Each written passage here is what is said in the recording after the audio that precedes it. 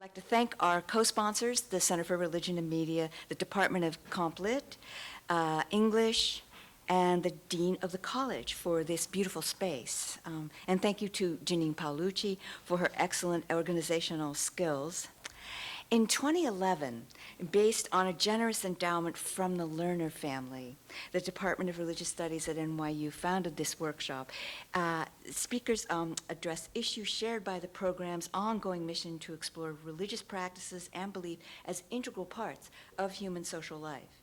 As the program faculty's intellectual interests, as well as its close working relationship with the Center for Religion and Media and the joint MA degree in journalism with us, the central part of our intellectual and institutional project is to create public contexts for this kind of conversation about religion and social life that usually only occur in the academy.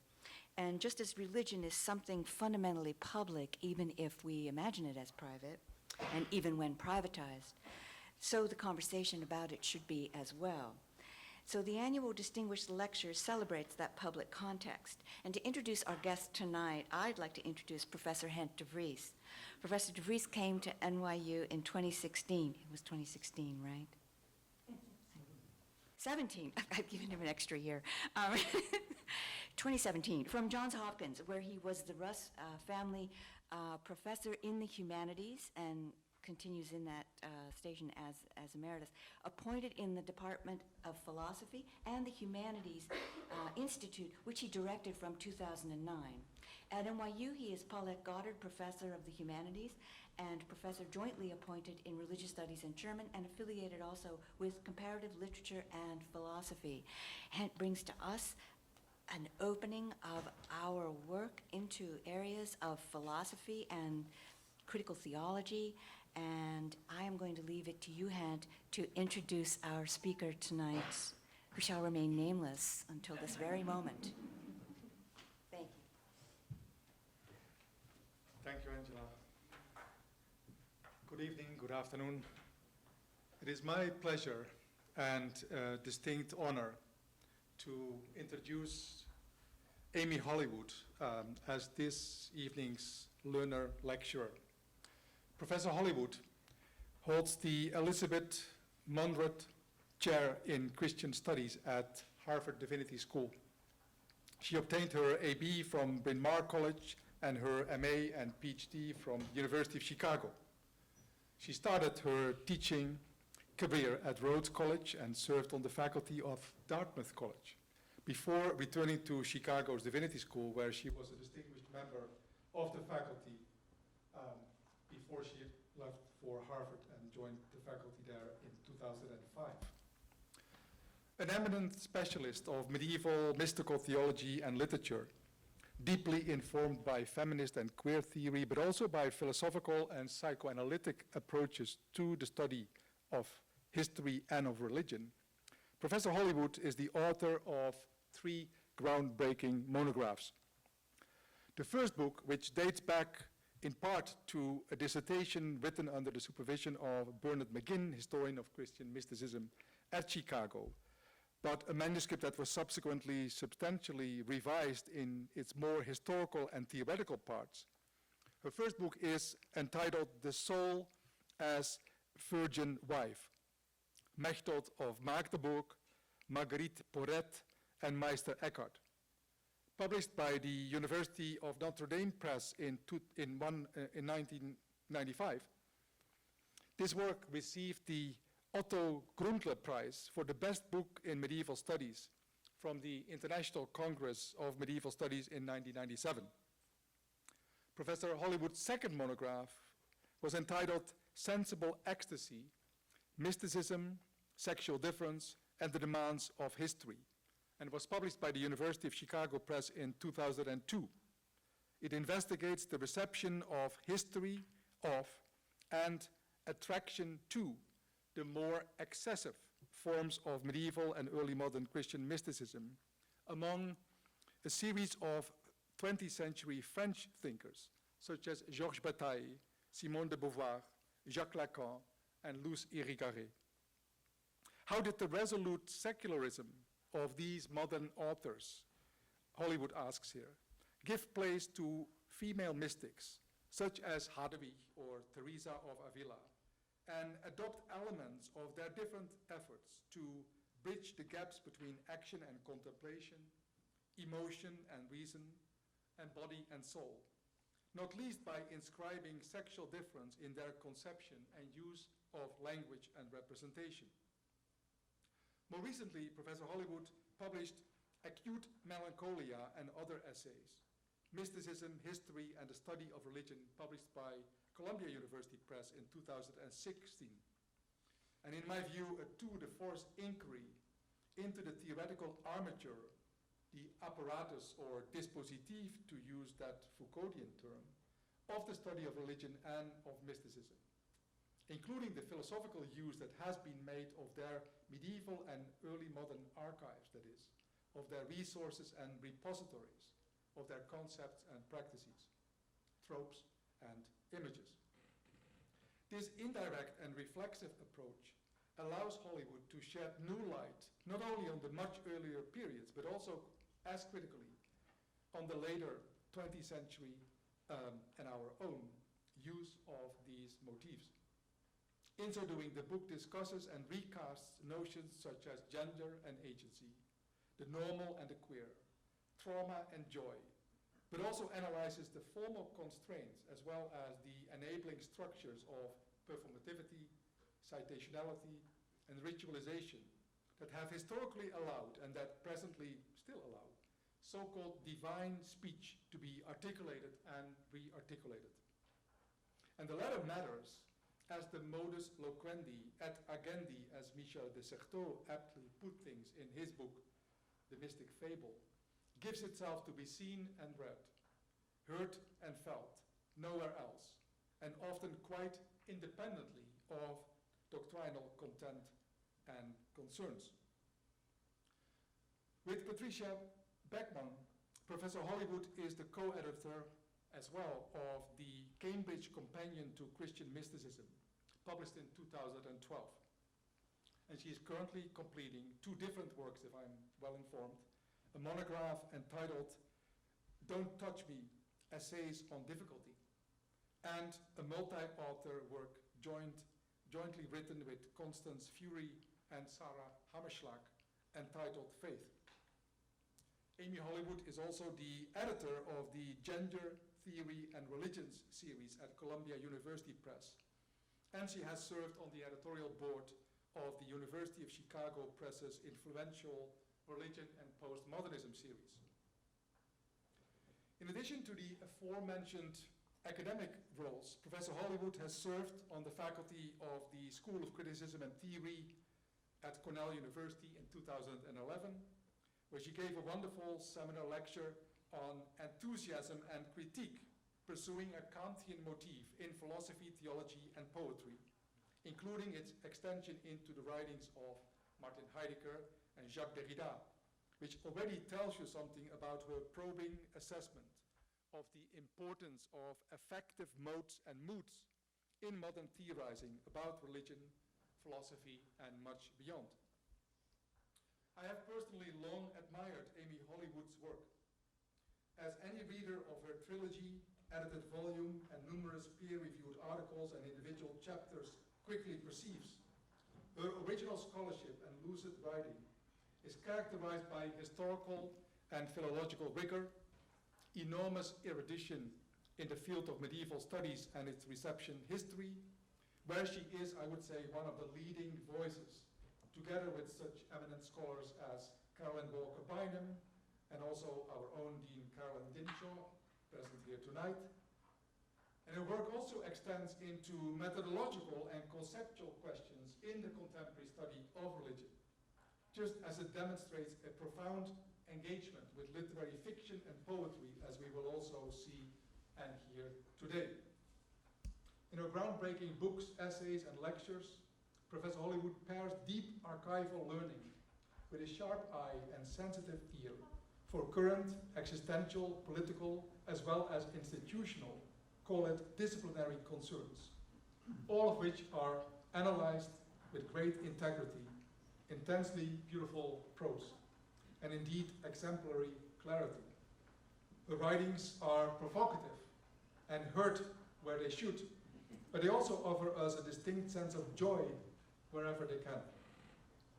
Not the least among her many contributions to our fields is her keen and strategic sense of direction as to where the study of religion is headed, as it opens itself increasingly up to voices, alternative canons, and critical questions that it did not address in its relatively short history, effectively dating back as a distinct academic discipline to the 19th century, with all the limitations that that imposes on its concept, on its object. In addition to her thought-provoking chapters in Acute Melancholia and other essays which address these matters head-on, I would refer you to several published online interventions, such as, for example, the article Spiritual, but not Religious, that was posted in the Harvard Divinity Bulletin, and that has recently given me a lot to think about. Much more and much besides the much discussed new medievalism introduced by Stephen Nichols, Howard Block, and others is at stake then in Professor Hollywood's works. Nor is her ambition that of simply unearthing the birth of theory, as, for instance, Andrew Cole has proposed in a book with the same title, or as Virginia's Bruce Holsinger in his provocatively titled The Pre-Modern Condition, echoing Lyotard here, Medievalism and the Making of Theory anticipated somewhat earlier.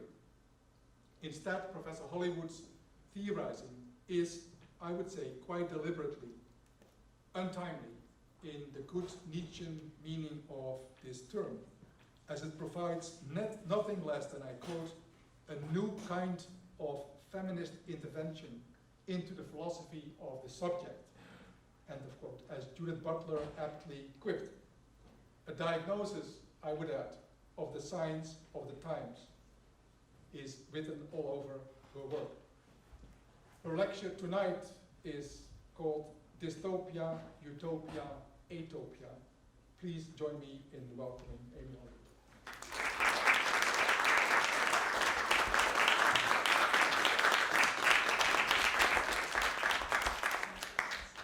Thank you so much, Hank, for that incredibly generous introduction, and thank you so much for having me here. I'm really delighted to be here. My talk's a little long. I've been shaving things off, so I hope it's not overbearing. It probably will be overbearing, but I was not too overbearing. The one thing I would say is that it was the initial idea for what I'm going to talk about came from an invitation to talk about the relationship between atheology or negative theology and political theology, to which I say, please let's not do that. And so it's a rather long version of the answer to that question. And I've tried to excise some of that, but some of it needs to be here for you to hear what I'm saying.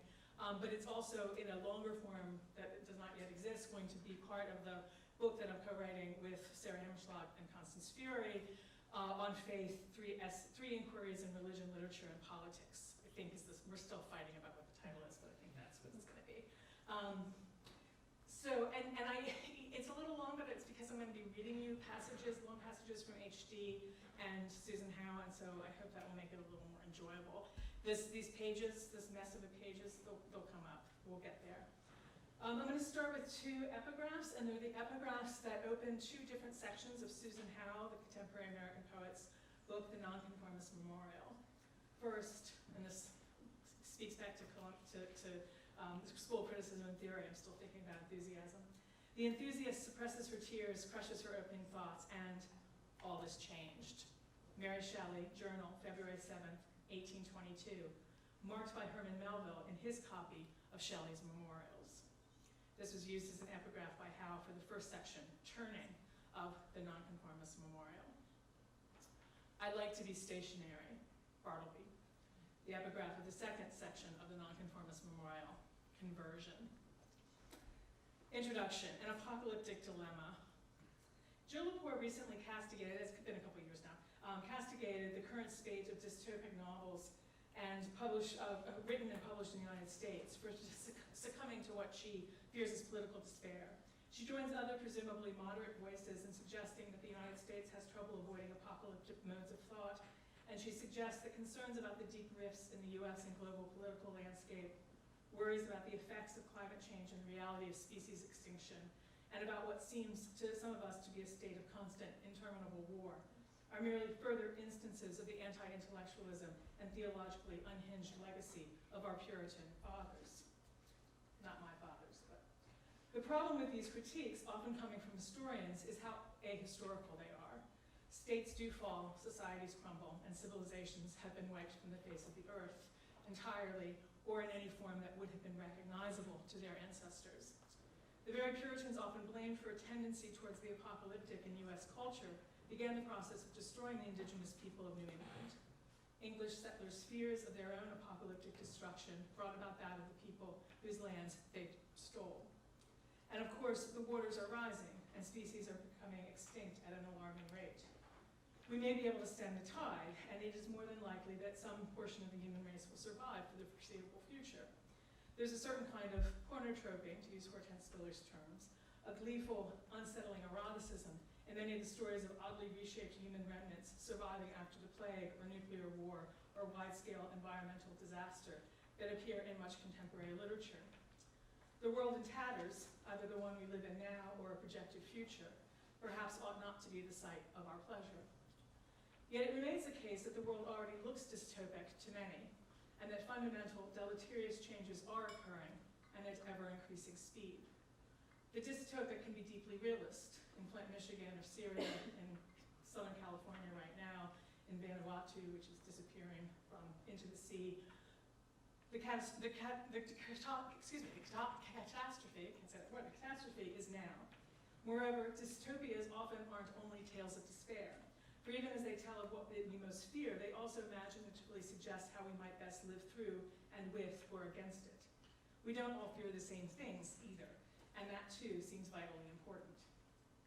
Here I want to step back in time and look first at the way two very different people responded to emerging conflicts in Europe and around the world in the first half of the 20th century. It's an odd move, I know, to bring together the German jurist and political philosopher Carl Schmitt and the American expatriate poet H.D., but I do so for two reasons. First, they each engage in thought experiments that might be taken as dystopic, but just as easily as utopic, and hence as refusing the sharp contrast on which these generic distinctions are made. Secondly, both bring into play issues central to the work of the contemporary US poet Susan Howe, whose pages are up there, with which I will close. Howe's poetry and essays, particularly in the Nonconformist Memorial, lead me to posit the usefulness of the idea of what I call Atopia, a thinking of the past, present, and future, in which the alpha privative points to a more radical kind of no place than that first posited by Thomas More's Utopia. At the center of my argument is the idea that literature and other works of the imagination may be the necessary non-place, or place without the limitations of place, for thinking pasts and futures that are literally uninhabitable. As much as I may try, I can't actually live in a book, and yet whose temporary psychic, imaginative, intellectual, and affective inhabitation is vital for human life.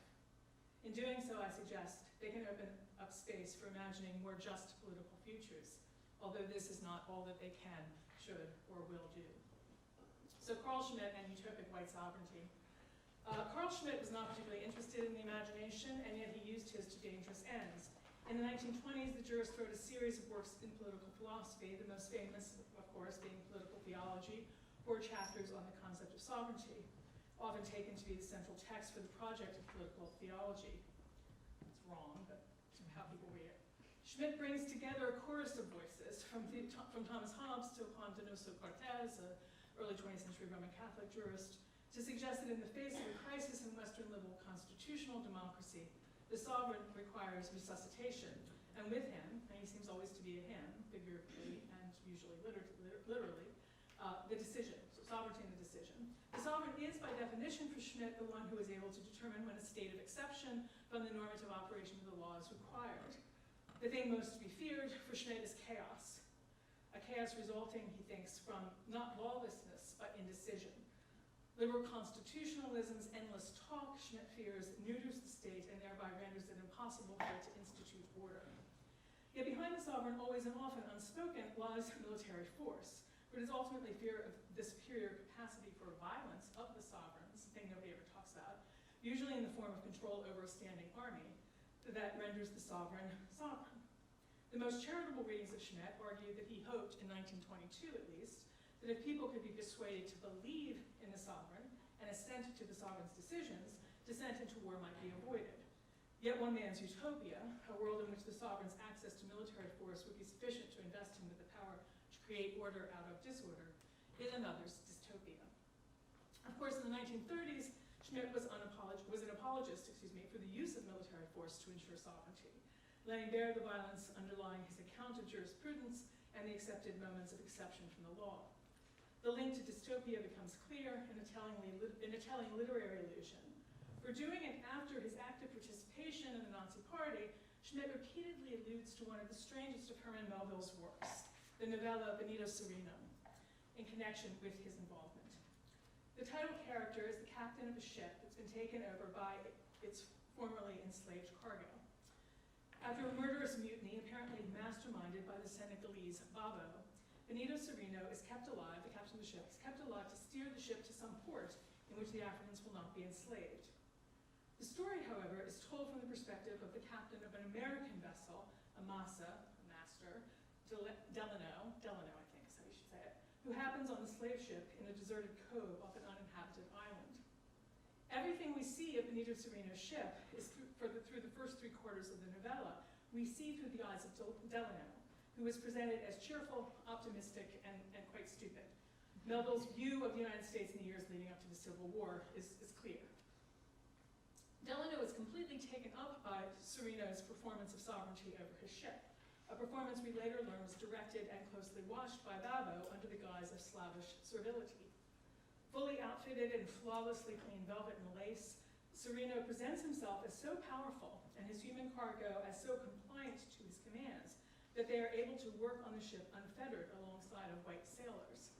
The ship, in the eyes of Delano, despite the thirst, hunger, and illness of its crew and human cargo, is a kind of utopia of sovereignty, one in which Benito Cereno rules supreme, and Babo stands continuously and eagerly at his side, ready to do his every bidding. The reader is left wondering how, in the face of the misery of the ship and those on board it, Cereno could be so well and cleanly dressed, a question that seems not to occur to Delano, pointing to his intense desire to believe in the white captain's sovereignty, or his inability to imagine anyone else's, or at any rate, that of a black man. Cereno tells a story of disease, storms, and calms that have decimated his crew and left all remaining on board in dire need of water and of food. Delano, I'm going to go back and forth, despite occasional worries that Cereno is plotting his death, promises assistance. Only as Delano enters a sealing boat manned by his own sailors in order to return to his ship for the night does Cereno break character. Cereno dives from the side of his boat into the sealing boat. Delano still thinks Cereno is going to kill him. It's not at all clear why, but that's what he thinks. Only when Babo reveals himself armed and ready to kill Cereno does Delano understand that the real sovereign of the ship is not Cereno, but Babo and his confederates.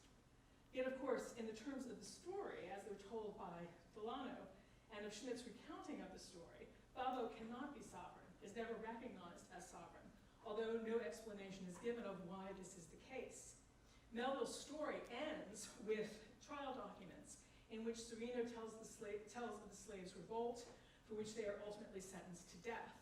Babo, once subject to the law, does not speak, an act of recognition that within the terms set by white men, he, as a black man, can never be granted the privilege of sovereignty. And Babo, the babbling, the word itself seems important there.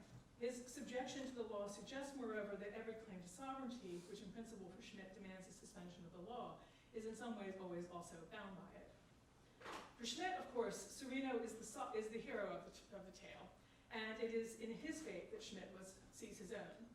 Already in the 1930s, Schmitt writes, he and others in Germany saw their fate in the figure of Benito Cereno. He writes to Karl Mannheim, Benito Cereno, the hero of Herman Melville's story, was elevated in Germany to the level of a symbol for the situation of persons of intelligence caught in a mass system, end quote. Tracy Strong's reading of Schmidt's identification with Benito Cereno is almost as disturbing as the identification itself. Taking on fully Cereno's claim that the revolt and mutiny were instances of pure evil to which Cereno was forced to succumb in order to keep greater evil from occurring, his intent, he claims, is to save the lives of the many whites on board, and he only jumps into Delano's ship because he thinks that Babo is going to kill them all in the night. Strong finds Schmidt's appeal to the story, quote, complexly revelatory. And this is Tracy Strong. The captain of the ship might be thought of as the model of what we mean by sovereign. Yet here we have a story about a man obliged to accept the pose of being in control while actually going along with evil because his safety required it. At the very end of Melville's story, after Babo and the other slaves have been captured, a shroud falls from the bowsprit of Sereno's erstwhile ship to reveal the skeleton of a slave owner murdered by the revolted slaves, and over it, the inscription, "Follow your leader." Benito Sereno is about, this is still Strong, among other things, how one is to recognize one's leader and the mistakes that can be made when one doesn't, end quote.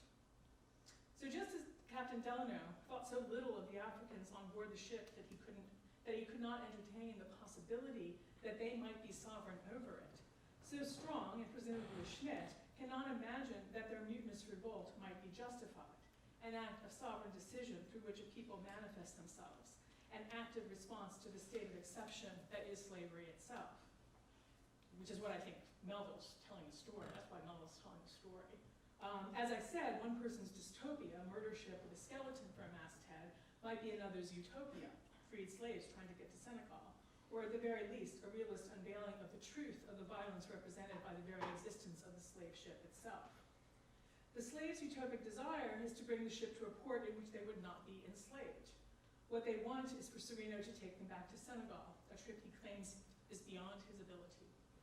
Schmidt's fantasy of sovereignty that requires no authorization by the law is given the lie by the very tale he uses in an attempt to legitimate his Nazism. For it is the law that ultimately refuses to acknowledge Babo as a subject and thereby seals his fate and that of his Confederates. Supported by the law, the state's violence is rewritten as justified force, and only with its legitimating set of assumptions about who and who is not capable of sovereign subjectivity can it stand opposed to the putatively savage violence of the black slave in revolt. H.G.'s dystopic utopia.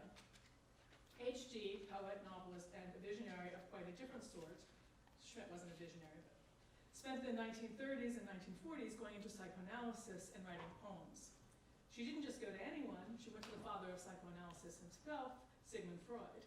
Having lived through World War I, convinced that there would be another, she went to Freud to help her think about how psychically to survive. The force of the sovereign decision and the violence unleashed when multiple political actors name their enemies, refuse to back down in the face of the threat of violence and armed warfare results, is the background against which she writes her three-book poem trilogy, appeared in 1944, 45, and 46. Her agreements and disagreements with Freud on women and religion, she explains in tribute to Freud, they would never agree, shape its content. H.G.'s poem is realist, dystopic, utopic. The opening line of the poem, an incident here and there, and rails gone for guns, from your and my Old Town Square. Place it firmly within the ruins of blitz-cratered London. Yet the first poem, The Walls Do Not Fall, rests on a contradiction and undoes any fixed temporality for the sequence. Placing the reader immediately within the ruins, the poem seems at odds with its title. The Walls Do Not Fall, title, this is the first poem. There as here, ruin opens, the tomb, the temple. Enter, there as here, there are no doors. The shrine lies open to the sky, the rain falls here, there, sand drips, eternity endures. Rain everywhere, yet as the fallen roof leaves the sealed room open to the air, so through our desolation, thoughts stir, inspiration stalks us through gloom. Here as there suggests both the presence of war-torn London and some other time and times and places. The open tomb evokes Christ risen, even as the lines point to the ruins of Greek temples and the destruction brought about by the German bombs falling on London. Buildings roofless, crumbling walls, all open to the air. And yet, despite the destruction, the title of the poem tells us, the walls do not fall. Whether the inspiration that keeps the walls up leads one to the past or the future remains an open question throughout the trilogy. HD draws on biblical figures, Mary Magdalene, Mary of Bethany, the Virgin Mary, the three wise men who came to Jesus shortly after his birth, hosts of named angels, and ancient mythology, Isis, Astarte, Venus. It also insists that the future does not rely on a return to past gods or goddesses. She insists on her freedom to draw on every resource available to her, and yet at the same time ask questions about how this interpretive and creative assimilation works and about its significance. The speaker of the poem claims that the dream of her childhood is the Holy Ghost and insists, quote, that way of inspiration is always open and open to everyone, end quote. Inspiration enables anyone and everyone to act as what she calls go-between, interpreter. Quote, it explains symbols of the past in today's imagery. It merges the distant future with the most distant antiquity, states economically in a simple dream equation the most profound philosophy, discloses the alchemist's secret, and follows the mage in the desert.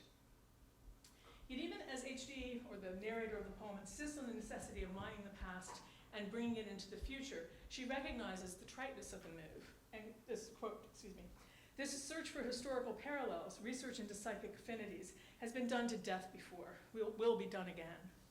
No comment can alter spiritual realities, you say, or again, what new light can you possibly throw upon them? To the skeptic's question embedded within the poem insists on the particularity of each repetition, and hence their value. Quote, my mind, yours, your way of thought, mine. Each has its peculiar intricate map, threads weave over and under, the jungle growth of biological aptitudes, inherited tendencies, intellectual effort of the whole race, its tide and ebb. All of this might be read, and has been read by some, as an outdated romantic conception of the folk, some quasi-biologistic Lamarckian insistence that each people reads the past, present, and future through its own inherited bloodlines. There's a danger of both atavism and esotericism in HD, the worst kind of modernist and what will become New Age confusions, in which an incoherent jumble of classical and biblical sources, all meant to name the same eternal realities, are united through the bloodlines of a race. Yet HD is, I think, more interesting than this, more canny and more critical. We are all human, perhaps, quote, but my mind, yours, has its peculiar egocentric personal approach to the eternal realities, and differs from every other in minute particulars, as the vein paths on any leaf differ from those of every other leaf in the forest, as every snowflake has its particular star, coral, or prism shape. These particular minds, even as they stand powerless before the wonder of the walls that do not fall, I do not know why, the poet says, go forth without a known rule or procedure. Quote, we are voyagers, discoverers of the not known, the unrecorded. We have no map. Possibly we will reach heaven. There is for HD no going back, although the past reimagined may help the poet survive the present and move into the future. The following two books of trilogy, Tribute to the Angels and The Flowering of the Rod, richly and enigmatically lay out the poet's vision and the possibility it offers of heaven. Two aspects of HD's visions are important for me today here. The poet's vision is of a woman, a very human and yet somehow also divine woman, holding a book which is, and this is the second vital point, empty. If the Walls Do Not Fall provides a context and poetics for the poet's visionary response to war and political chaos, Tribute to the Angels and The Flowering of the Rod give it flesh, even as in both, HD refuses to offer a determinative account of either the vision or the future it might bring forth. In Tribute to the Angels, even as the vision is conjured, the poet refuses to name it, quote, for there is no name for it, end quote. The poet's patron, speaking in the poem, demands that she name it, but she insists, quote, there is no name. He said, invent it. But again, the speaker demurs, I did not invent it. I cannot invent it, excuse me. She goes on both to name and unname it in the same short, sometimes colloquially clear, other times spectrally opaque lines that HD uses throughout trilogy. Quote, I cannot invent it. I said it was agate.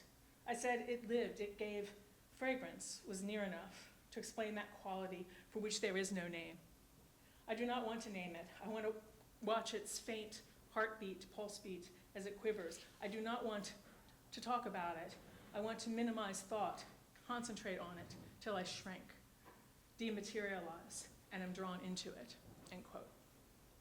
This is not simply an acknowledgement that what she has seen cannot ever be adequately named, the thinnest kind of apophasis, the simple statement of ineffability, but instead a refusal of the act of naming itself, of talk that leaves her outside of and other than what she sees and smells and hears.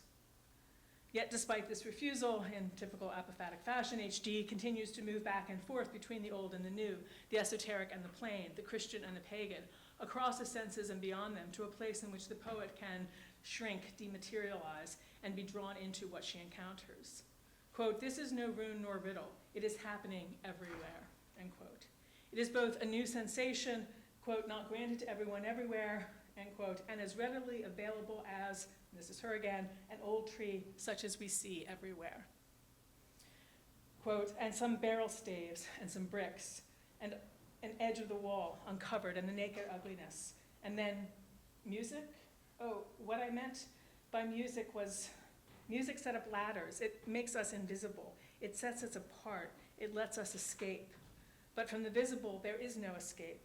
There is no escape from the spear that pierces the heart," end quote. The poet lives in a dystopic world, a visible world in which there is no escape from the spear that pierces the heart. H.D.'s Moravian roots are showing here, so in this deeply Christocentric image, the heart wound. Yet in and through that world, the naked wall of the building shorn of its front and roof, a vision and a music lift her up to that which is invisible, to the utopic sight and smell and sound of a woman holding an open, blank book.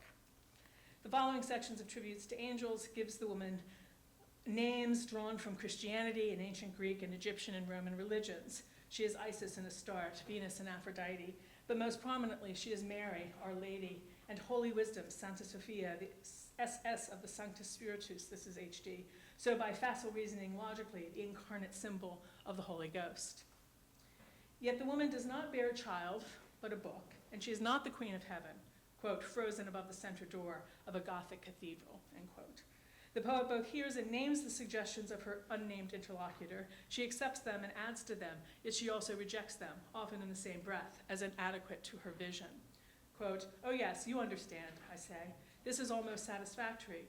But she wasn't hieratic. She wasn't frozen. She wasn't very tall.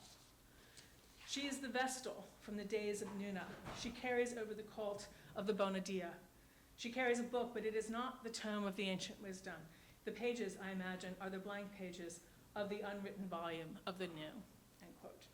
She is Psyche, but outside of her cocoon, a Sibyl, but not shut up in a cave. The old names are necessary, even as they are inadequate. The woman in her book offered the only way out of the realm of the dead and dying in which the poet finds herself. Quote, "but nearer than guardian angel or good daemon, she is the counterpoint side of primitive terror. She is not fear, she is not war, but she is no symbolic figure of peace, charity, chastity, goodness, faith, hope, reward. She is not justice with eyes blindfolded like love's." Refusing the hypostasizing reifications of the ancient gods and goddesses, H.D. insists on the particularity and humanity of the woman she sees. Most importantly, perhaps, the woman does not bear Christ, nor is she his harbinger. Quote, "I grant you the dove's symbolic purity. I grant you her face was innocence and immaculate, and her veils like the Lamb's bride. But the Lamb was not with her, either as bridegroom or child. Her attention is undivided. We are her bridegroom and lamb." We are her bridegroom and lamb. We, H.D. insists, are the other to whom the woman attends, for whose future she waits. The book she carries, if it tells the old story, tells it in a different way, one in which what matters are the men and women of the present and the future, and the men and women and others of the past, those who are with Christ rather than Christ himself. H.D. refuses the language of sacrifice and atonement, finding in parts of the Christian story the refusal of the violence on which that story seemingly depends. Quote, "her book is our book, written or unwritten. Its pages will reveal a tale of fishermen, a tale of a jar or jars. The same, different, the same attributes, different yet the same as before." A tale of a jar or jars leads into the flowering of the rod, in which H.D. reimagines the story of Caspar, one of the three wise men, who came bringing gifts to the infant Jesus, and the woman who anointed Christ's feet. In the flowering of the rod, like the other poems in trilogy, H.D. is not concerned with keeping the various historical, biblical, and mythological stories straight, and she takes a lovely and loving delight in that freedom. Emphasizing the otherness and abjection of those to whom the unnamed Christ revealed himself, H.D. insists that they are both particular and, in some fundamental way, unknown. Quote, so the first, it is written, will be the twisted or tortured individuals. The lines get longer in this third volume. Out of line, out of step with the world's so-called progress. The first to receive the promise was a thief. The first actually to witness his life after death was an unbalanced neurotic woman who was naturally reviled for having left home and not caring for housework. Or was that Mary of Bethany? In any case, as to this other Mary and what she did, everyone knows. But it is not on record exactly where and how she found the alabaster jar. So many Marys and unnamed women who might be associated with them. H.D. Oh, there are Marys aplenty. Though I am Mara, bitter, I shall be Mary, myrrh. H.D. wants to imagine where she got the jar. And while the woman who anointed Christ's feet was said to have done so with nard, and the wise man Caspar traditionally gives the infant Jesus frankincense, H.D. fills the jar with myrrh, the bitter resin used by the ancient Egyptians to mummify corpses, by the ancient Israelites to anoint their kings, and by Nicodemus and Joseph of Arimathea to wrap Christ's dead body. Inventing a new myth, told as rumor, gossip, word of mouth, in which Mary Mara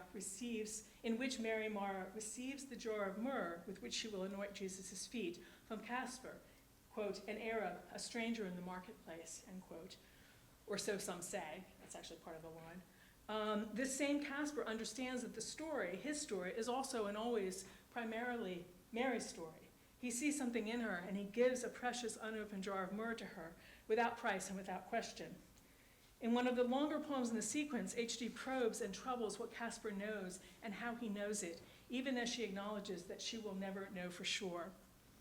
I'm going to read this. It's a little long, but I'm going to read it. Quote, and no one will ever know whether the picture he saw clearly, as in a mirror, was predetermined by his discipline and study of old lore and by his innate capacity for transcribing and translating the difficult secret symbols. No one will ever know how it happened that in a second or a second and a half, he saw further, saw deeper, apprehended more than anyone before or after him. No one will ever know whether it was a sort of spiritual optical illusion or whether he looked down the deep, deep well of the so far unknown depths of prehistory. No one will ever know if it could be proved mathematically by demonstrated lines as an angle of light reflected from a strand of a woman's hair, reflected again or refracted a certain other angle. Or perhaps it was a matter of vibration that matched or caught and allied or exactly opposite vibration and created a sort of vacuum, or rather a point in time. He called it a fleck or flaw in a gem of the crown that he saw or thought he saw, as in a mirror. No one will ever know exactly how it happened, least of all Caspar. All of this unknowing of the how, but what Caspar knew was that this young woman, coming to him seeking myrrh, was herself the answer to every question. Perhaps she herself did not know. Perhaps it is necessary that she did not know. Perhaps she believed that the aroma emanating from her was the myrrh Caspar had given her, or the child-grown man she does not hold in her arms. In the closing lines of Trilogy, Caspar both knows and doesn't know. Quote, but she spoke, so he looked at her. She was shy and simple and young. She said, sir, it is a most beautiful fragrance, as of all flowering things together. But Caspar knew the seal of the jar was unbroken. He did not know whether she knew. The fragrance came from the bundle of myrrh she held in her arms. The woman is herself the hope for the future, the possibility posed by an unwritten-in book, the unassuming refusal of war and violence and bloodshed. The work of the poet, H.D. suggests, is to create the space in which this woman can be imagined and in which she can be recognized, partly through learning, perhaps, but also through opening oneself to chance, to seeing a fleck or flaw in the gem of the crown that he saw or thought he saw, as in a mirror. Caspar figures the poet then, and his recognition of what he sees, hears, smells, and feels, and what lies forever beyond him. A conclusion before the refusal to conclude. I'm going to just summarize this. We seem here, we are worlds away from Carl Schmitt's reported Realpolitik. Yet his account of sovereignty seems no more or less phantasmatic to me than does H.D.'s vision of a woman looking to the future among the ruins. Choosing between them is going to have something to do with values other than that of historical veracity. Schmidt's appeal to Benito Cereno misses the novella's central challenge. For in the novella, Melville shows the difficulty, perhaps even the impossibility, of knowing who the sovereign is. And he suggests that the sovereign can only ever be the perpetrator of violence, whether as the slaver or the slave in revolt. The point for me, what's crucial for me here, is that what I said at the outset, just very quickly, that I think the project of trying to bring negative theology or atheology or unknowingness to political theology is an enormous mistake. Perhaps most importantly, for my purpose, an unknowable human sovereign, and Schmidt wasn't interested in unknowing. He wanted the sovereign to know. But to try to bring the atheological discourse into play in relationship to a Schmittian conception of sovereignty, to me, is as frightening, more frightening than having a knowing sovereign.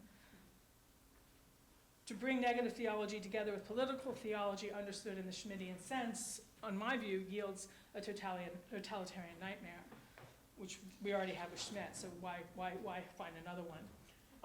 So on the one hand, I'm refusing that project, and yet there's something I want to bring out of this juxtaposition of Schmidt and HD and the thinking of what the imagination can do. Okay, so at the same time, I continue to hope that some things, and then the other thing I want to say is, the other thing that bothers me about the projects of political theology is the refusal to think about capitalism and the impossibility of thinking what sovereignty might be or how to undertake a critique of sovereignty outside of the realm of capitalist formations of the self. And this is something that HD is acutely aware of in a way that Schmidt is not. So there's a project I'm leaving to the side, but then there's one that I want to move towards. At the same time, I continue to hope that some things are in excess of, irreducible to, persistently resistant to the political economic spheres and their determinative power. I've written in the past that regardless of any and every utopian political project, humans, as long as we are human, will always die. The way we die is fundamentally shaped by politics, by differences of class, race, gender, religion, and the kinds of political economic polities in which we live. But death cannot be reduced to these conditions. In the face of death, there is too much we will never know. Death is mysterious, but HD reminds us that just as, or more mysterious, are the acts of imagination that enable us to live in the face of our own death, that of others, that of entire societies and peoples. This is the form of unknowing nurtured by poetry and by religion, both of which, I argue, might stand as unlikely allies, with the call for political critique and theoretical acumen that I think is necessary for political work. Sorry, I skipped over a step in terms of speed, and then I lost it. The point I want to make is that I don't think thinking atheologically is at all useful for our political projects, and that we need to be as clear-eyed and as pointed towards transparency as we can be in relationship to those political projects. But I think that there's something in life that is irreducible to our political projects, and that's the space in which this atopic reigns. And I think it has political import. So, political critique and the critique of the saturation of human life by the political economy required by the present moment push beyond the distinction between dystopia and utopia, yet I think without relinquishing the hope that there might be an outside to the condition in which we find ourselves now. This is also the non-space, the cusp between the political, economic, and what might be irreducible to it, in which the power of apophasis, of unsaying of negative theology, might best be deployed. I realize that the atopia of my title is redundant, given that utopia itself means no place, but I want to introduce the term because of its philologically utterly unsound echoing of anarchy, antinomianism, and apophasis. They have nothing to do with each other. They just have A's in the front of them. But, and I like that. And because of its opening onto the question of the alpha privative. Atopia signals, and so the alpha privative is the goodness, but with all limitations on any conception of goodness lifted off of it. So atopia signals the place that is both a place and the undoing of the limitations of place. Not a no place, but a place unconstrained by the limits of place. The great poet of Atopia for me is Susan Howe, with whose work I will end, I hope in not too short a space. I will suggest that for Howe, Atopia exists in books and manuscripts and artworks, on the printed page, most crucially for her. There are certainly many other Atopias, but Howe's are in books, Here often chaos reigns. My question to myself, politically, affectively, aesthetically, is why this is a Atopia in which, at least as it exists on the page, where alone it can be rendered, and that's what this is, I want to live. It's not a question I can answer here, or perhaps anywhere, but it's what I will briefly end with. And this is just the beginning of thinking about how. There's much to do. So these are 2 pages from the Nonconformist Memorial. The last brief section, Susan Howe's Antinomy and Atopia, the refusal of conclusions. The problem of sovereignty and the figure of Mary curiously converge in Susan Howe's The Nonconformist Memorial, a poem notably influenced by H.D.'s trilogy. The book is divided into 2 parts, Turning and Conversion, each of which is again divided into 2 parts. Turning includes the title sequence, The Nonconformist Memorial, which pivots around the Puritan dissenter Anne Hutchinson and the biblical figures of John and Mary Magdalene, and a shorter sequence, Silence, Wager, Stories. Conversion includes a bibliography of the King's Book, or Icon Basilicae, and another sequence called Melville's Marginalia. These sections include both prose and poetry, and both center on books about books that Howe comes across as if by chance in and outside and on the edges of libraries. The Nonconformist Memorial is far too long and complex to present or analyze in detail here, but I want to point to the ways in which it performs the undecidability and chaos of both sovereignty and of nonconformity in a specifically literary form. Schmidt argues that sovereignty and anarchy are mirror images of each other, with the former resting on the inherent wickedness of human nature and the latter on its inherent goodness.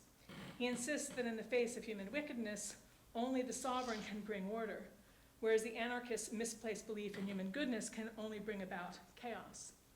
Presumably, the anarchist would see it the other way around. Anarchy would beget a well-ordered state of living together, and sovereignty a reign of terror in which human wickedness is nurtured and unleashed. Yet, as always, Schmidt's dualist cast of mind gets in the way of his imagining other possibilities. In many ways, Howe's work in the Nonconformist Memorial aligns with Schmidt's assumptions in that she enacts the impossibility of the sovereign decision, whether it be that of the king or his nonconforming subjects. Yet her pages point to other possibilities. Turning constantly to the historical record and the gaps within it, fascinated like H.D. with what we cannot know, but more insistent than H.D. in her attempts to be clear about what we do know and to leave open the gaps where we don't. In the Nonconformist Memorial, Howe often uses the short, regular lines we find throughout H.D.'s trilogy. But in place of the colloquial ease of much of H.D.'s poem, Howe's lines are opaque, even as she eschews the esoteric. I will cite in full the first poem of the Nonconformist Memorial, which appears with one other before the poem's numbered opening. In it, one can see and hear the relationship between its form and texture and that of H.D., as well as the differences. This is Howe. Contempt of the world and contentedness, lilies at this season, other similitudes, felicities of life, preaching constantly in woods and obscure, dissenting storms, a variety of trials, revelations had and could remember, faraway historic fact. Flesh become wheat, which is nothingness, the 1 John prologue. Original had no title, engrafted onto body. Dark night stops suddenly. It is the last time. Run, then run, run, every rational being. The lilies and the weak evoke trilogy, just as do the short, regular lines, yet the diction is fragmented, the distance of the past rendered visceral, faraway, historic fact by the ruptures between lines and couplets. The Christian story is here and the Eucharist, but also a particular moment in that story, that of the nonconformist of the poem's title. The sequence and the book as a whole deal with the nonconforming Puritans of England and New England, but also with one specific nonconformist, a woman who refused to conform with the other nonconformists of the Massachusetts Bay Colony, and as a result was banished by them. Howe does not write the names. This is the first reference. The act of uniformity, well, the reference is in the first poem actually, but anyway. The act of uniformity ejected her, and informers at her heels. Citations remain abbreviated, often a shortcut, stands in for a chapter. The English act of uniformity that led Anne Hutchinson, her favorite preacher John Cotton, and her preacher brother-in-law John Wheelwright to take their families from England to New England does not lose its hold in the New World. Instead, Hutchinson is forced from the Bay Colony with informers at her heels, ready to report back to the magistrates and ministers of Boston and Cambridge the good news that Hutchinson gave birth to a monstrous child, and later that she and her family were killed by native peoples. For John Winthrop and other early chroniclers of New England, these facts serve as the proof that Hutchinson's visions and sense of surety and salvation were demonic. After these preambles, 2 epigraphs in the 2-page-long poems I just read, Howe immediately connects the banished, running nonconformist, Anne Hutchinson, with the unnamed woman who bathed Jesus' feet with precious oils. The poem is difficult to reproduce, for every other line is upside down. The recto page from top to bottom reads, 1, Nether John and John Harbinger. In Peter, she is nameless. Headstrong, anarchy, thoughts. She was coming to anoint him. But there are lines between the main verses of the poem. Flip the book over, and you read, as if all history were a progress, a single thread of narrative, actual world, nothing ideal. A world turned upside down, the actual world. The same poem reversed appears on the following page with 2 additional lines. You have to turn it over, and then you realize there's extra. Quote, the nets were not torn, the gospel did not grasp. Like the jar or jars of H.D.'s trilogy, Howe's untorn nets point to that which is not contained within the gospel. The open-endedness of the stories it tells leaves space for new words and new futures, as well as different imaginings of the past. This unnamed woman, a love-impelled figure, Howe writes, is associated throughout the sequence of poems with Mary Magdalene, and most specifically with the moment in the Gospel of John in which Mary sees Christ risen in the garden and he tells her, touch me not. The entire passage serves as the second of 2 epigraphs to the poem, and this is how. She ran forward to touch him, alabaster, and confess, don't cling to me, pivot. Literally, the unmoving point around which a body literally stop touching me turns. We, plural, are the speaker. Howe's lines almost overlap here, teeter on the edge of illegibility. The don't touch me lines are like on top of each other. They cling to each other and to the page. How could love not be loved? Howe writes. The interplay of movement and stillness repeats that of the epigraphs to the book's 2 sections with which I began. Like Mary Shelley's enthusiast, Mary Magdalene is called on to suppress her desire, yet with that, all is changed. Bartleby, who likes to be stationary, becomes a figure for the unmoving center around which a book turns. Howe knows the philological discussions around the lines in John's Gospel. She knows that the lines read not simply, don't touch me, but also, don't cling to me or get off me. She cares about these debates, but she does not pretend to resolve them or desire to make sense of them. The poem seems at times explicitly to reject H.D.'s claims to imaginative recreation and its opening onto the possibility of new futures. Of the woman told not to touch, Howe writes, no community can accompany her, no imagination can dream. Improbable disciple passages, exegetes explain the conflict. Some manuscripts and versions, her sadness. And that no community can accompany her as Anne Hutchinson, but that it's mapped directly onto Mary Magdalene. Yet the poem goes on to use H.D.'s language of snow and white as wool. I think that's on these pages, bearing witness to yet another parallelism. So all these words from trilogy are in the poem.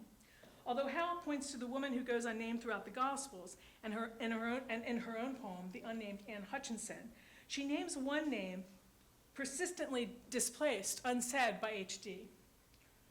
This is Howe. Seen Calvary, the open destitute, under the burden of it. There's a lot of space on this page. Seeking to get to it. Quiet peace. I will use the bare name, Christ.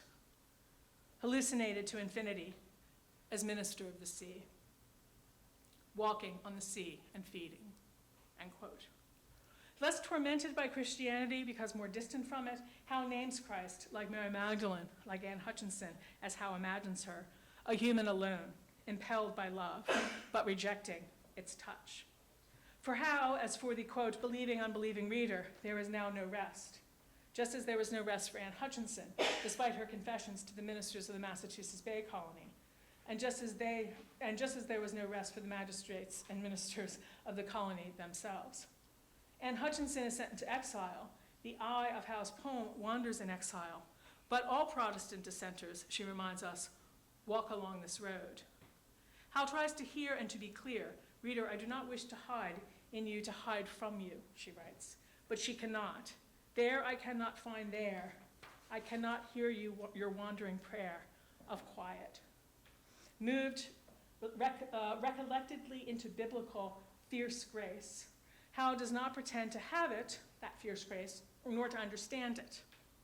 Quote, dense in parameter space, the obscure negative way. Any trajectory is dense outside the threshold. Turn again and lean against, moving away into depths of the sea.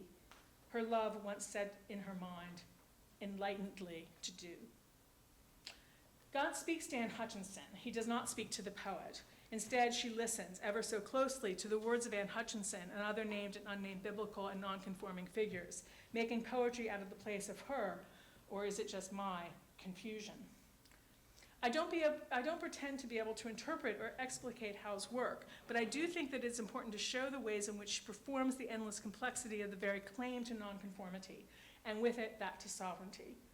The third part of the Nonconformist Memorial renders the political aspects of the question explicit in a prose opening to the sequence, quote, making the ghost walk about again and again. Hal describes the icon Basilicae, the portraiture of his sacred majesty in his solitude and sufferings.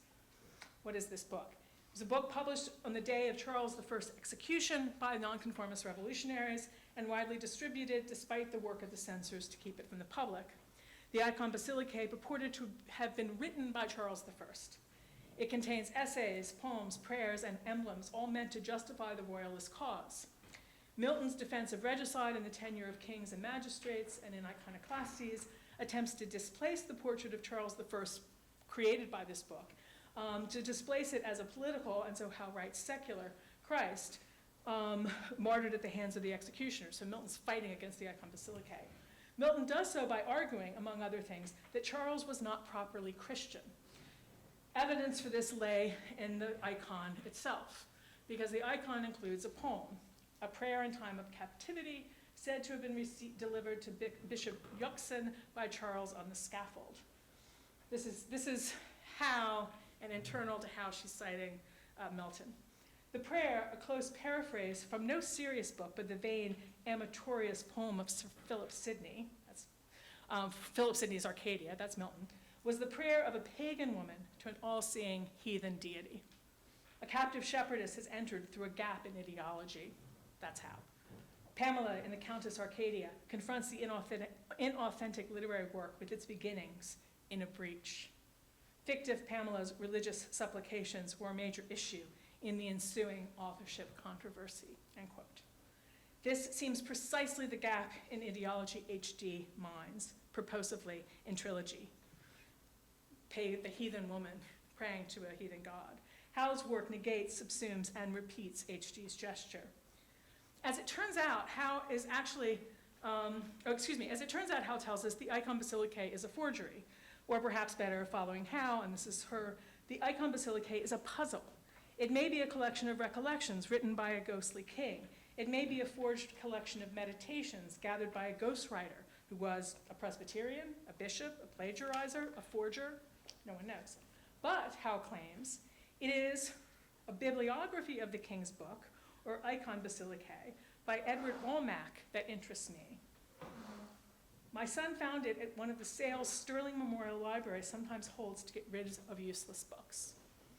End quote. Susan Hal loves nothing more than a useless book, or better, a book about books, one rendered apparently obsolete by more recent research into whether this icon Basilicae is a forgery. But to Hal, a poetic historian of the mistakes and conjectures made by historians, one of signal value for demonstrating the chaos, and often beautiful and inspiring chaos, into which researches on the icon Basilicae lead. Hal takes these books, and this is where we get to this, these books about books, and she cuts them up, literally, she cuts them up. She photocopies and then she cuts them up. And then sometimes she doesn't photocopy, to be honest, sometimes she just cuts up the books. Hal takes these books, books about books, and she cuts them up. She scatters lines and phrases, her own and those of these cut-up books, across the page in an anarchic undoing of all the rules for what a book or a poem should look like. Yet at the heart of the most complex of these pages, with phrases at all angles, upside down, sideways, and cutting across each other in an almost unreadable blur, lie the words, quote, "the people, contemporary history," and "oh, make me of joy." The atopic non-space of joy is, I contend, the poem itself, a place that is not a place, and it is more than a place, but which is also the unlimited place in which we can imagine history as it was, and history otherwise. Sidney's Pamela praying to a heathen god, like H.D. She is the blank page, writing ghost writing. That's how. But always in sight of the knowledge that, quote, "no men, as expected, ever will be saviors." The hope for saviors is itself, Howe suggests, the part of the problem that gives rise to the tormented history out of and to which she writes. For the hero of Howe's book, if there can be said to be a hero, which strictly speaking there is not, lies somewhere in the space between Anne Hutchinson and Herman Melville, between Mary Magdalene and Bartleby, between Bartleby and, one more character, the Irish poet, translator, essayist, copyist, clerk, sorry for the people trying to follow me, I know I talk too fast, and possible revolutionary James Clarence Mangan. Mangan may or may not have been the model for Melville's Bartleby, as Howe fantasizes. She tells us that Melvin's Marginalia, another book about books that becomes the object of her obsessive attention, it fell on her head when she was in Stirling, it shows that Melville knew Mangan's work, but too late for him to have been Bartleby. Yet on Howe's page, Mangan and Bartleby come together. For the possible Irish revolutionary, the biographical record on Mangan is dim, who likely died of starvation during the Great Famine, is one of the stationary centers around which the nonconformist memorial turns. Not Christ, but Mangan. Not sovereign, but scribbling, then starving. The still center around which democracy attempts to recreate and recreate itself again. And yet first, before anything else, the people need to eat. Or is the center David Copperfield's Mr. Dick, who continually tries to write his own history only to have the beheaded Charles I appear over and over again on his neatly written pages. Long passages from David Copperfield appear in Howe's poem, passages about Mr. Dick and the kites he makes from his manuscript pages in which the regicide continually intrudes. Quote, "He showed me that it was covered by manuscript, very closely and laboriously written, but so plainly that as I looked along the lines, I thought I saw some allusion to King Charles I's head again in one or two places." That's David Copperfield. But Howe cites it. Mr. Dick and David and his schoolfellows play joyously with these kites. And when Mr. Dick's dear friend and supporter, David's aunt, Miss Bessie Trotwood, loses the bulk of her capital because of the nefarious dealings of the servile savant Uriah Heep, Mr. Dick becomes, like Clarence Mangan, like Bartleby, a copyist. This is the pivoting stationary marginal center around which the poem turns, around and out of which new social, political, economic imaginaries might be formed and reformed. Literature, dystopic, utopic, atopic, is not enough, but it is both necessary and more than necessary, that more than enough without which we will never know what will, might, can suffice, what more than suffices, refusing the logic of sufficiency entirely, as all good alpha primitives necessarily do. Thank you, and thanks for your patience.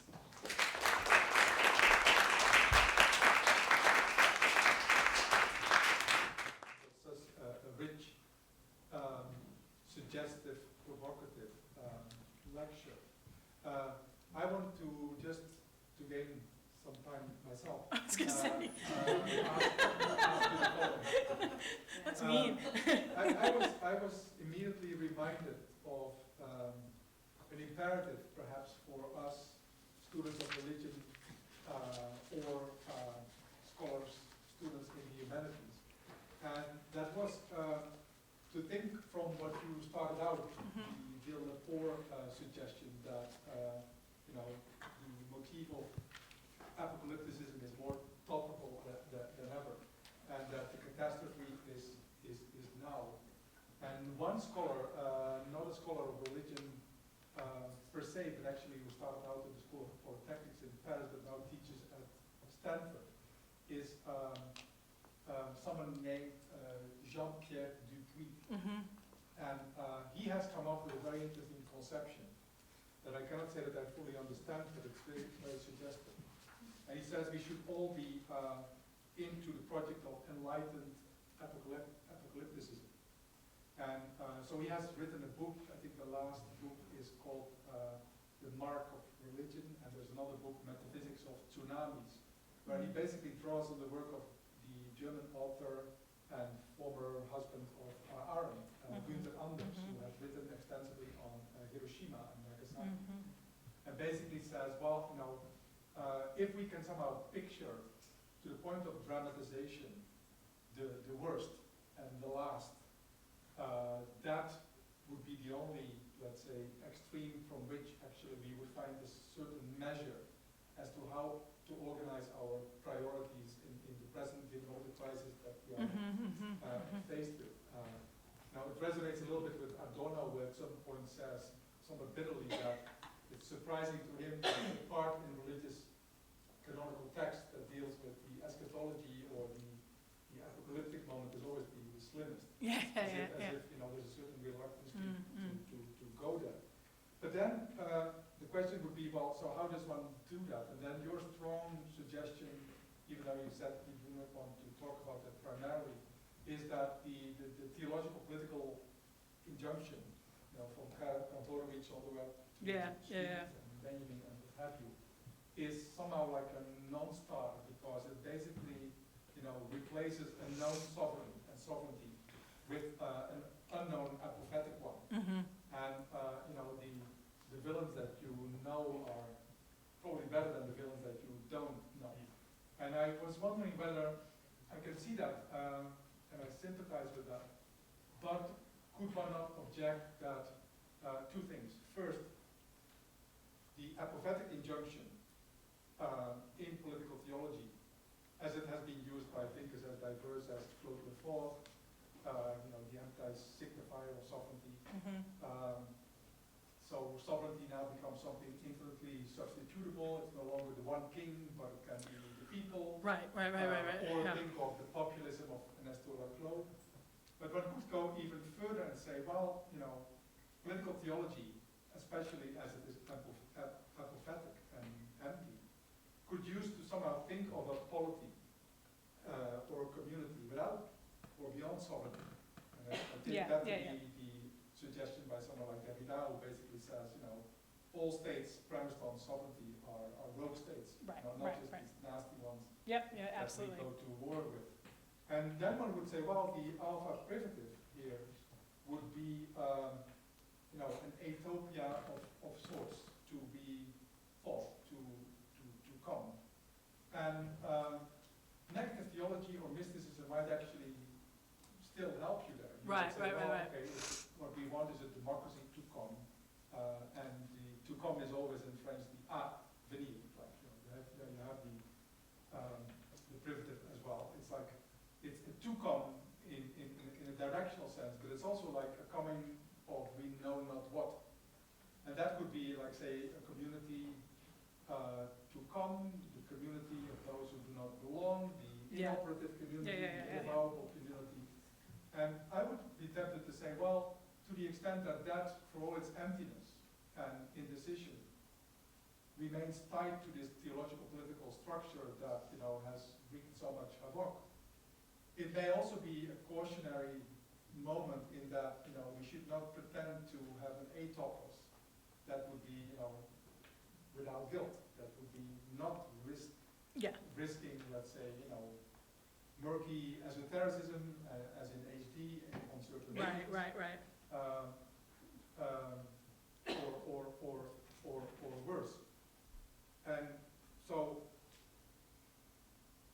one might say, well, more could be said about the distinction between dystopia, atopia, and utopia. But I might also say, well, what would you say to the person who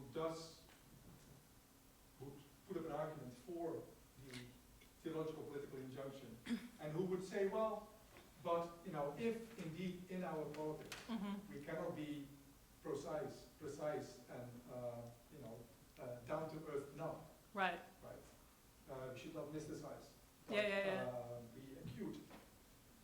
What then is the wager that, let's say, literature and especially poetry and especially, you know, modernist poetry of the kind you laid out, is our best guide.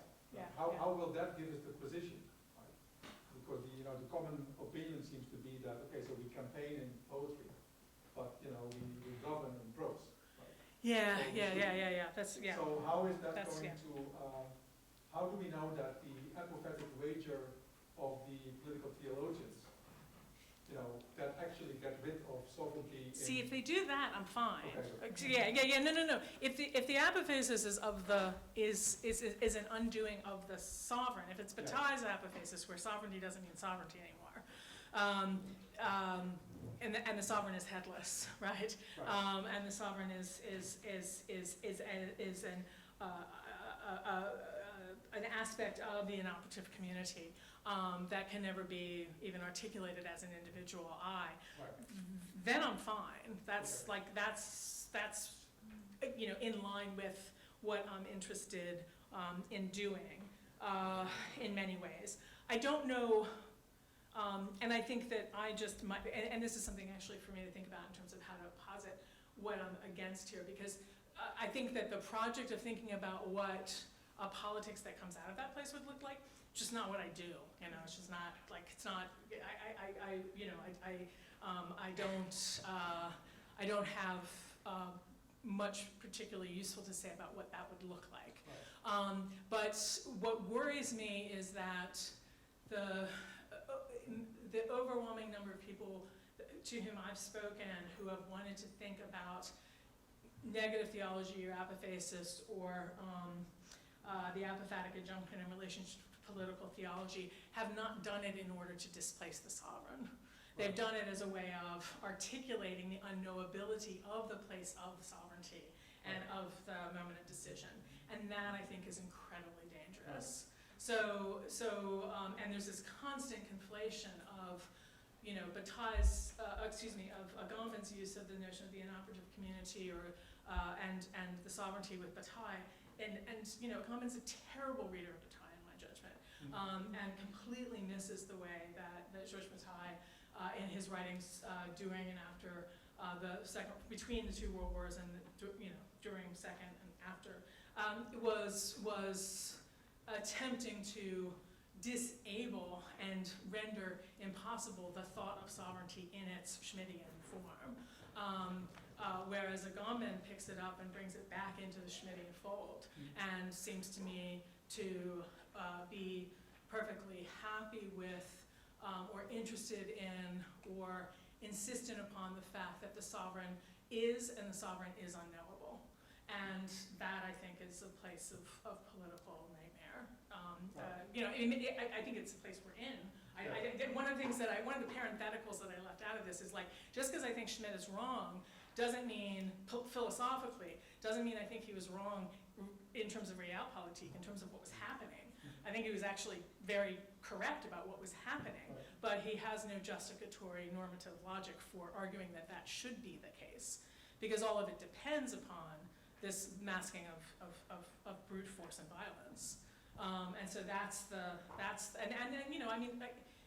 have a hard time hanging with the political theology people that are working in religion, because they're constantly talking about the sovereign as if sovereignty just exists, and it's like, if you don't have a standing army, if you don't have a nuclear arsenal, you have no sovereignty, and so the materiality upon which it is based, and I have a student who's working on Hobbes now, for my sins, but one of the things she's interested in showing is the ways in which, and I don't want to steal Dana Johnson, that's her name, so I don't want to steal her juice. But one of the things that she's arguing is that Hobbes was very concerned about the colonial power of England, and that's part of where the theory of sovereignty is coming from. And it depends upon the king having a standing army. And that's crucial to the arguments on the frontispiece of Leviathan. I totally just stole Daniel's thing, nobody tell anybody, or give her due credit. But anyway, so that's where I stand there. And so then my question was like, and I'm not sure if this is the right thing to do, but I want to pivot towards the literary as a place that enables us to name the material conditions for sovereignty, so it can be deeply realist. It can name the dystopia that sovereignty renders for people who are destroyed by it, It can also name other possibilities that are not yet materially available to us, but may be available in an imaginary, through a work of imagination. It also enables us to effectively sit in the place of chaos and have some feeling in relationship to that chaos other than that of just being torn apart. And that's part of what interests me about something like, I'm pointing at the pages just because, like, some people see that and just are like, oh my God, because make it go away. You know, and that's not my response, and I'm interested in why that's not my response. Excellent, yes. So let's open the floor. Yeah, hi. Ask a relatively small question. Of course. In trying to bring the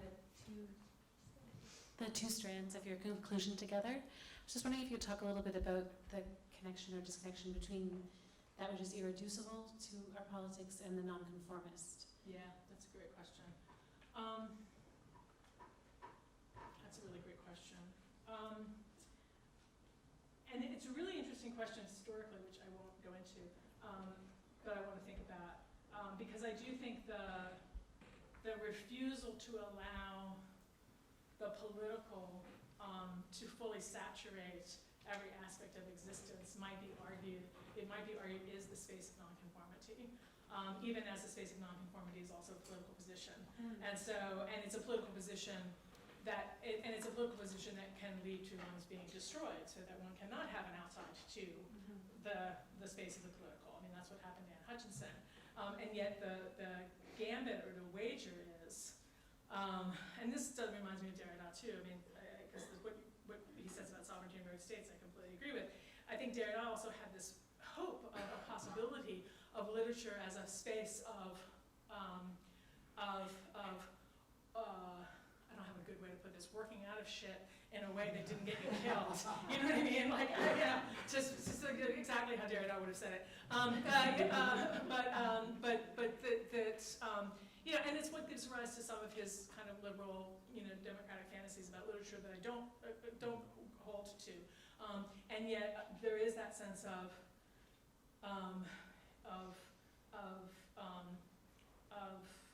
the literature, rituals, various kinds of religious practices and actions as potentially being spaces that can be marked as sites of resistance to the hegemony of the political and the economic political over and its complete saturation of our lives and our beings. Yeah, thanks, Amy, for a really wonderful talk. Could you expound a little bit on the way that whiteness is functioning all the way through your talk? Because it's explicit at the beginning in the concept of a white sovereign, but then it seems to have dropped out. It does, yeah. So can you talk about how it would re-enter your formulations? Thanks, Carolyn. And that's something I think that as I work more on the how stuff, I have to bring in, and want to bring in, and I want to try to loop her interest in Melville back to the Melville that Schmidt is reading, and you can't think the Melville without thinking race, because that is one of the crucial categories through which he's naming what he sees as the crisis in American democracy. So that's something I need to think more about, and I don't have a full answer to. Howe has been criticized for her interest in captivity narratives and her interest in Anne Hutchinson, her interest in the white settlers of New England and other parts of the Americas, and what is seen as by some I think wrongly, as a disavowal of or a disinterest or covering over of the native populations who were on the land. I think that's wrong. I think actually Howe is acutely aware of that rupture and the apocalyptic dimension of that rupture for Native peoples, and she also thinks that that's a story that she can't tell. And so what that means, and what it means to positive limit to the story that you claim you can tell, I think is vital. And so that's where I think I need to go as I think more about what Howe is doing with the nonconformist England, New England, and the native populations that had in fact already been decimated by disease before the Puritans got there. But of course, you know, further decimated by. And the fact that they were, there's something else I want to say about this that I don't quite have the right language with. She's really interested in Mary Rowlandson's captivity narrative. Mary Rowlandson was captured by native peoples during a part of the prelude running up to King Philip's War, if I'm not mistaken, the Comets War. And she's very chary about how she talks about it.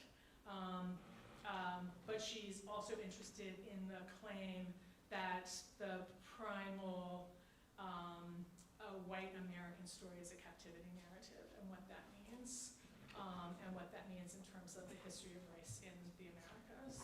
Yeah.